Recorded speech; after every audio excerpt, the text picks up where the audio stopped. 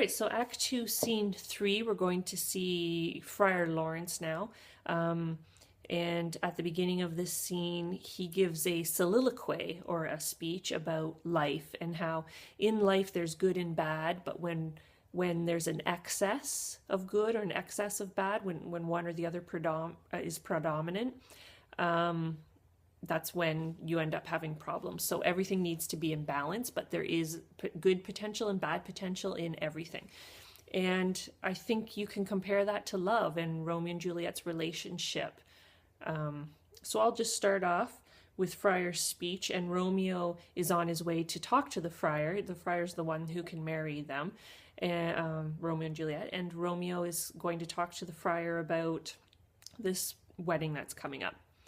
So here's his speech. The gray-eyed morn smiles on the frowning night, checkering the eastern clouds with streaks of light, and flecked darkness like a drunkard reels from forth day's path and Titan's fiery wheels. Now ere the sun advance his burning eye, the day to cheer and night's dank dew to dry, I must upfill this osier cage of ours with baleful weeds and precious juiced flowers. The earth, that's nature's mother, is her tomb. What is her burying grave, that is her womb. And from her womb, children of diverse kind, we sucking on her natural bosom find. Many for many, virtues excellent, none but for some, and yet all different. O mickle is the powerful grace that lies in herbs, plants, stones, and their true qualities. For not so vile that on the earth doth live, but to the earth some special good doth give. Nor aught so good, but strained from that fair use, revolts from true birth, stumbling on abuse. Virtue itself turns vice, being misapplied, and vice, sometimes by action, dignified. So here is Romeo right now. Within this infant rind of this small flower, poison hath residence and medicine power. For this, being smelt, with that part cheers each part, being tasted, stays all senses with the heart. Two such opposed kings encamp them still, in man as well as herbs, grace and rude will. And where the worser is predominant, full soon the canker death eats up that plant. Good morrow, Father. Benedictite. What early tongue so sweet saluteth me? Young son, it argues a distempered head so soon to bid good morrow to thy bed. Care keeps his watch in every old man's eye, and where care lodges, sleep will never lie. But where unbruised youth with unstuffed brain doth couch his limbs, there golden sleep doth reign. Therefore, thy earliness doth me assure thou art uproused by some distemperature. Or if not so, then here I hit it right. Our Romeo hath not been in bed tonight. So he's wondering why Romeo's up so early in the morning, or perhaps he hasn't gone to bed yet. The last is true, the sweeter rest was mine. God pardon sin, wast thou with Rosaline?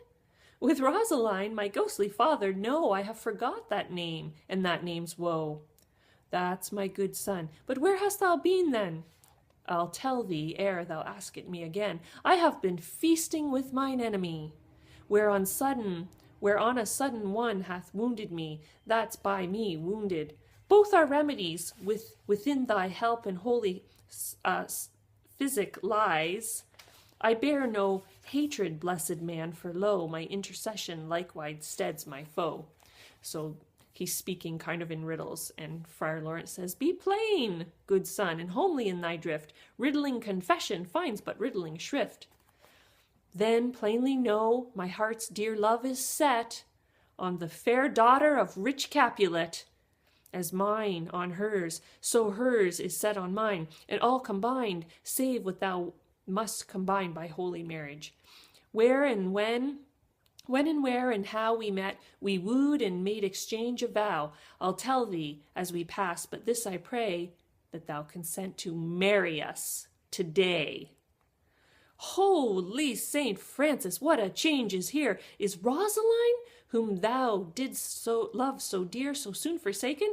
Young men's love then lies not truly in their hearts, but in their eyes. Jesu Maria! What a deal of brine hath washed thy sallow cheeks for Rosaline!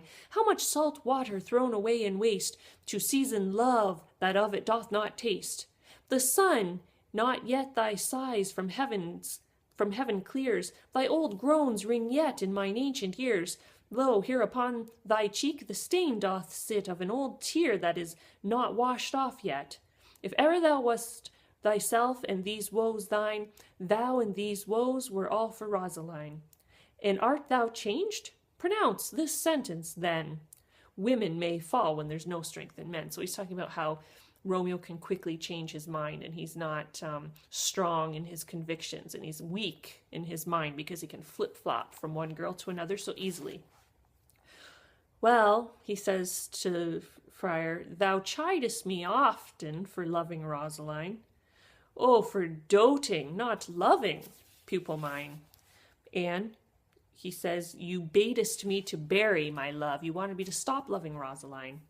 And the friar says, not in a grave, to lay one in, another out to have. I pray thee, chide not. Her I love now, doth grace for grace, and love for love allow. The other did not so. Oh, she knew well thy love did read by rote that could not spell. But come, young waverer, come go with me. In one respect I'll thy assistant be, for this alliance may so happy prove to turn your household's rancor to pure love. So that's why Friar's agreeing to do this. He knows Romeo is flipping around from girl to girl. He knows that they're enemies, Romeo and Juliet, but he says he'll do it anyway because it might solve the feud. Oh, let us hence, I stand on sudden haste. Wisely and slow they stumble that run fast. So there's kind of a warning actually, and perhaps a little foreshadowing, because Romeo is so quick to fall in love and get married that they're not thinking ahead about how this is all going to work. And of course, in the end, it turns out to be a tragedy. So let's do a little bit of scene 4. This will be Mercutio and Benvolio meet up with Romeo. They don't know about Juliet yet, so they tease him a bit in this scene.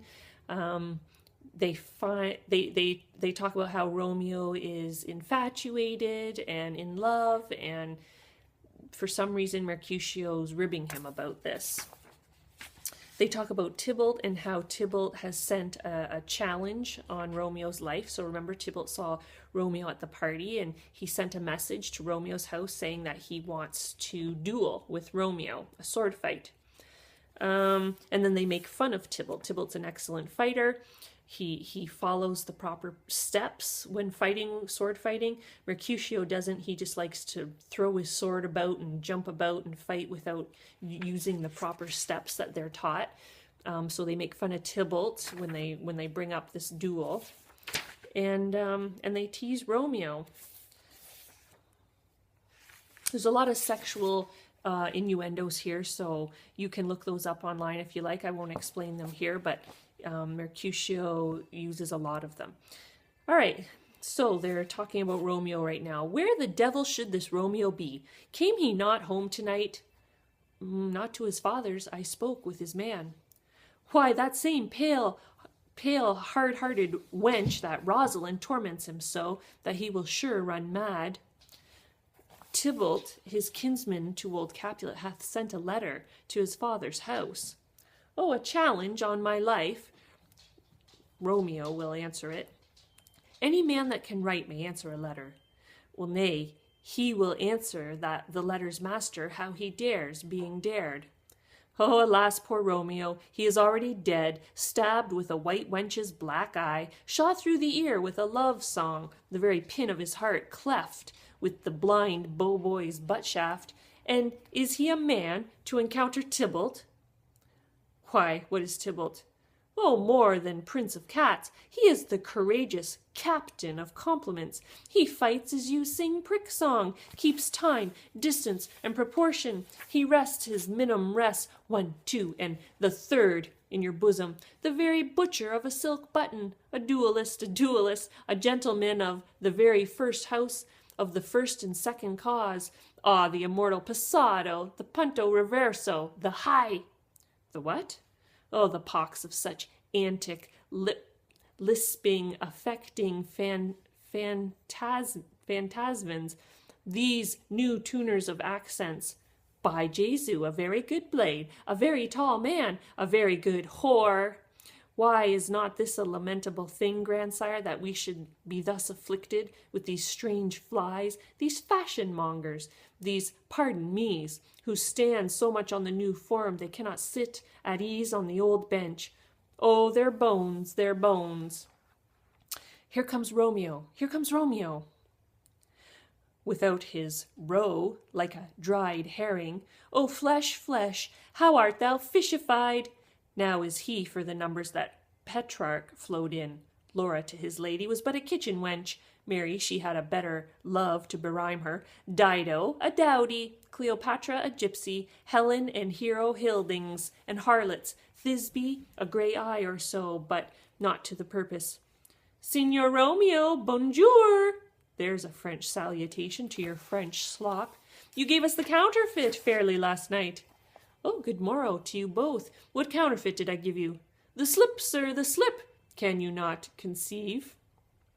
Pardon, good Mercutio, my business was great, and in such a case as mine a man may strain courtesy.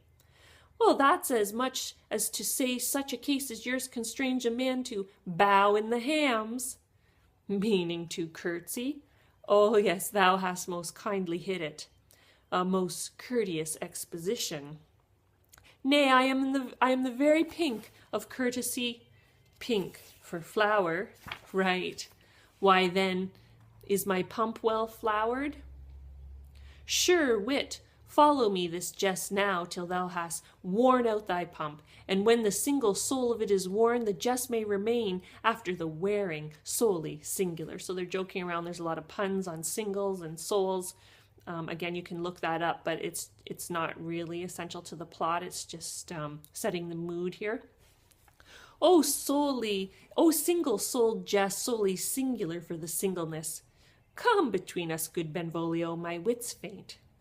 Switch and spurs, or I'll cry a match. Nay, if our wits run the wild goose chase, I am done, for thou hadst more of the wild goose in one of thy wits than I am sure I have in my whole 5. Was I with you there for the goose? Thou wast never with me for anything, when thou wast not there for the goose. I will bite thee by the ear for that jest. Nay, good goose, bite not. Thy wit is a very bitter sweeting. It is a most sharp sauce. And is it not well served into a sweet goose? Oh, here's a wit of Chevreul that stretches from an inch narrow to an ell broad. So Mercutio's seeing that Romeo's spirits are up and he's no longer pining for Rosalind. He's not depressed anymore.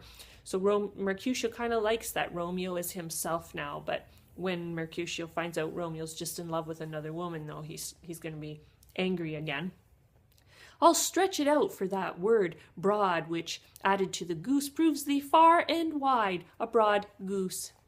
Why, is this not better now than groaning for love? Now art thou sociable. Now art thou Romeo. Now art thou what thou art. By art as well as by nature, for this drivelling love is like a great natural that runs lolling up and down to hide his bauble in a hole. Then Benvolio steps in to stop all this joking around. Stop there, stop there. Thou desirest me to stop in my tale against the hare. Thou wouldest else have made thy tale large. Oh, thou art deceived. I would have made it short, for I was come to the whole depth of my tale, and meant indeed to occupy the argument no longer. So then the nurse walks in. So we'll leave the rest of that scene. The nurse walks in, and she is the one who Juliet sends as a messenger to Romeo, and this is going along with their plan. Juliet said she'd send a messenger to Romeo, and this messenger, the nurse, is going to ask Romeo what time and where the wedding will take place, and Romeo has already talked to Friar Lawrence about that, so they're just going ahead with plans for the wedding.